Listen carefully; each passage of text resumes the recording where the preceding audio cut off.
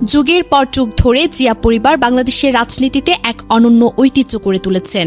দেশের সেরা মেধাবী, বিশেষজ্ঞ ও পেশাদারদের রাষ্ট্রীয় দায়িত্বে নিয়ে আসা জিয়াউর রহমান সাইফুর রহমানের মতো বিশ্বমানের চার্টার্ড অ্যাকাউন্টেন্টকে অর্থমন্ত্রী বানিয়েছিলেন। বেগম খালেদা জিয়া আইভি লীগ খ্যাত ওসমান ফারুকের মতো প্রতিভাবানকে মন্ত্রিত্ব দিয়েছিলেন। আর আজ তারেক রহমান ঢাকা বিশ্ববিদ্যালয়ের অর্থনীতি বিভাগের ফার্স্ট বয়, আন্তর্জাতিক খ্যাতিসম্পন্ন অর্থনীতিবিদ ও কূটনীতিক ডক্টর খলিলুর রহমানকে পররাষ্ট্রমন্ত্রী করে আরেকবার প্রমাণ করলেন তিনি দেশের সেরা মেধাকে খুঁজে বের করে দায়িত্ব দিতে জানেন। এটি কোনো সাধারণ নিয়োগ নয়, এটি তারেক রহমানের সেরা চয়েস এবং দূরদর্শী নেতৃত্বের অন্যতম উদাহরণ। যখন দেশ কূটনৈতিক চ্যালেঞ্জের মুখে, তখন তিনি এমন একজনকে বেছে নিয়েছেন যিনি বিশ্বমঞ্চে বাংলাদেশের মুখ উজ্জ্বল করতে সক্ষম। অনেকেই হয়তো তাকে হঠাৎ করে আলোচনায় আসা একজন রাজনীতিবিদ হিসেবে দেখছেন, কিন্তু বাস্তবতা হলো ডক্টর খলিলুর রহমানের জীবনের অধিকাংশ সময় কেটেছে আন্তর্জাতিক কূটনীতি, অর্থনীতি, উন্নয়ন নীতি এবং বৈশ্বিক দর-কষাকষির টেবিলে।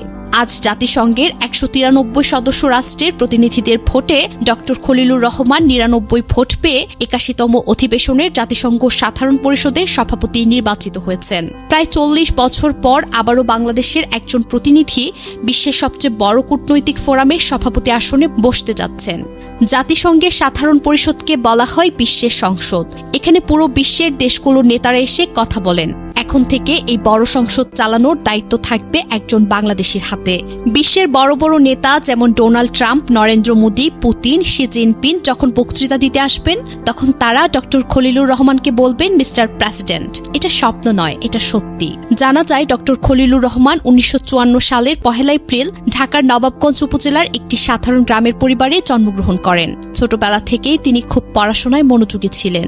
ঢাকা বিশ্ববিদ্যালয়ের অর্থনীতি বিভাগ থেকে তিনি এমএ পরীক্ষায় প্রথম স্থান অর্জন করেন। এরপর ১৯৭৭ সালে বিসিএস পরীক্ষাতেও তিনি প্রথম হয়ে সরকারি চাকরিতে যোগ দেন। পরে তিনি আমেরিকায় পড়তে যান। টাফটস ইউনিভার্সিটি থেকে উচ্চশিক্ষা নেন এবং হার্ভার্ড ইউনিভার্সিটি থেকে পিএইচডি ডিগ্রি লাভ করেন। কর্মজীবনে তিনি পররাষ্ট্র মন্ত্রণালয়ে যোগ দেন। জাতিসংঘে তিনি প্রায় ২৫ বছরেরও বেশি সময় কাজ করেছেন। সেখানে তিনি স্বল্পোন্নত দেশগুলোর মুখপাত্র হিসেবে দায়িত্ব পালন করেন। রোহিঙ্গা সংকট নিয়ে তিনি গুরুত্বপূর্ণ ভূমিকা রেখেছেন। ২০২৬ সালের ফেব্রুয়ারিতে তিনি বাংলাদেশের পররাষ্ট্রমন্ত্রী হিসেবে দায়িত্ব নেন। এর কয়েক মাস পরে ২ জুন ২০২৬ তারিখে তিনি জাতিসংঘের সাধারণ পরিষদের সভাপতি নির্বাচিত হন।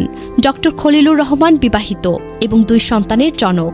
অনেক নাম সময়ের স্রোতে হারিয়ে যাবে, কিন্তু ইতিহাসের পাতায় যখন লেখা হবে বাংলাদেশের কোন কোন সন্তান বিশ্বমঞ্চে দেশের পতাকাকে সর্বোচ্চ মর্যাদায় নিয়ে গেছেন, তখন ডক্টর খলিলুর রহমানের নাম অবশ্যই স্বর্ণাক্ষরে লেখা থাকবে। কারণ তিনি শুধু একজন মন্ত্রী নন, তিনি বাংলাদেশের মেধা, কূটনীতি এবং আন্তর্জাতিক সক্ষমতার প্রতীক। আর যারা যোগ্য মানুষকে খুঁজে এনে রাষ্ট্রের দায়িত্বে বসানোর রাজনীতি করেন, তাদের রাজনৈতিক সিদ্ধান্তের মূল্যায়ন একদিন ইতিহাসই করে। আজকের এই অর্জন তাই শুধু একজন খলিলুর রহমানের নয়, এটি বাংলাদেশের অর্জন, এটি ১৮ কোটি মানুষের অর্জন, এটি লাল সবুজের পতাকার অর্জন।